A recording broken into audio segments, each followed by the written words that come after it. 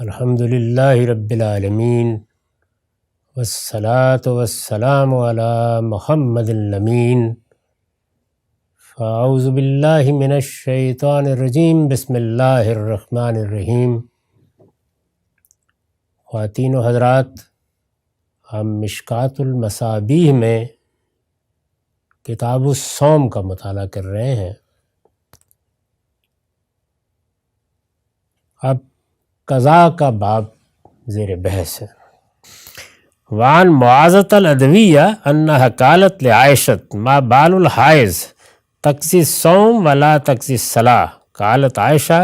کان یصیبنا ذلک فنؤمر بقضاء الصوم ولا نؤمر بقضاء الصلاۃ۔ معاذہ عدویہ بیان کرتی ہیں کہ انہوں نے سیدہ عائشہ سے کہا، یہ حائضہ عورت کا، ایام والی عورت کا کیا معاملہ ہے کہ ان کو یہ تو کہا گیا ہے کہ وہ چھوٹے ہوئے روزے پورے کریں، لیکن یہ نہیں کہا گیا کہ چھوٹی ہوئی نمازیں بھی پوری کریں۔ تو سیدہ نے فرمایا کہ یہی دین کا حکم ہے، رسول اللہ صلی اللہ علیہ وسلم ایسے ہی ہمیں یہ ہدایت فرمایا کرتے تھے کہ ہم روزے پورے کریں، لیکن نماز پوری کرنے کے لیے نہیں کہا جاتا تھا۔ تو یہ انہوں نے گویا یہ بتا دیا کہ دین میں جو چیز اصل ہے وہ یہ کہ اللہ کا حکم کیا ہے، اللہ کے پیغمبر کا حکم کیا ہے، کس چیز کی ہدایت کی گئی ہے، اس کے سامنے سر تسلیم خم کرنا ہوگا۔ البتہ یہ بات کہ اس کی حکمت کیا ہے وہ نہ پوچھنے میں کوئی معنی ہے نہ سمجھنے میں کوئی معنی ہے۔ تو ادنیٰ تأمل سے یہ معلوم ہو جاتا ہے کہ اللہ تعالیٰ نے اپنے دین کی بنیاد اس پر رکھی ہے کہ لا یکلف اللہ نفسا الا وسعہا۔ یہ عورتوں کو جو صورت پیش آتی ہے وہ ظاہر ہے ہر مہینے میں پیش آتی ہے، تو اس میں اگر ہر مہینے کی نمازیں بھی پوری کرنے کے لیے کہا جاتا تو یہ زیادہ مشقت ہو جاتی۔ عبادات میں یہی اصول قائم کیا گیا ہے کہ اس میں مشقت کو ایک حد میں رہنا چاہیے۔ چنانچہ یہی وجہ ہے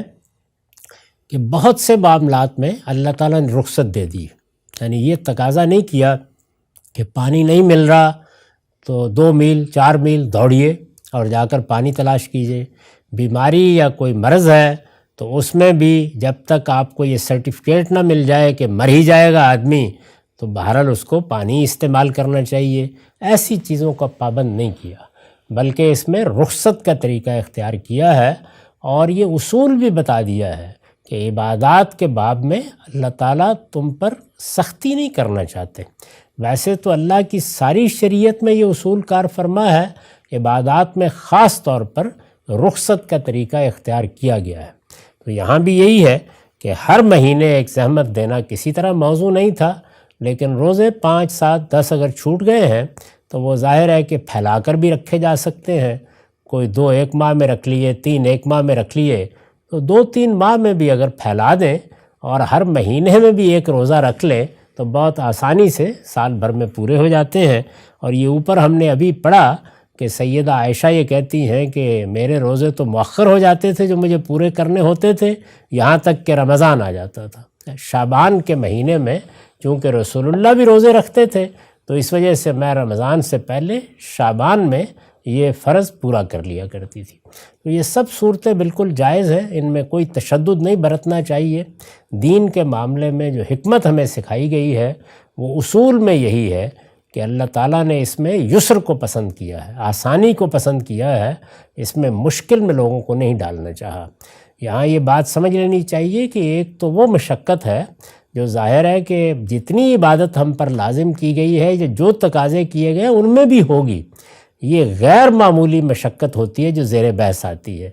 تو یہ بات بعد میں تعمل سمجھ میں آ جاتی ہے کہ اگر ہر مہینے خواتین سے یہ تقاضا کیا جاتا کہ وہ اپنی چھوٹی ہوئی نمازیں پوری کریں تو یہ تکلیف مالا یطاق بن جاتی، زیادہ مشقت بن جاتی۔ تو اس کو اللہ تعالیٰ نے پسند نہیں کیا، اللہ کے رسول نے پسند نہیں کیا، صرف روزوں کے بارے میں یہ کہا کہ وہ پورے کر لیے جائیں۔ عن عائشہ قالت قال رسول اللہ صلی اللہ علیہ وسلم من مات وعلیہ صوم صام عنہ ولیہ۔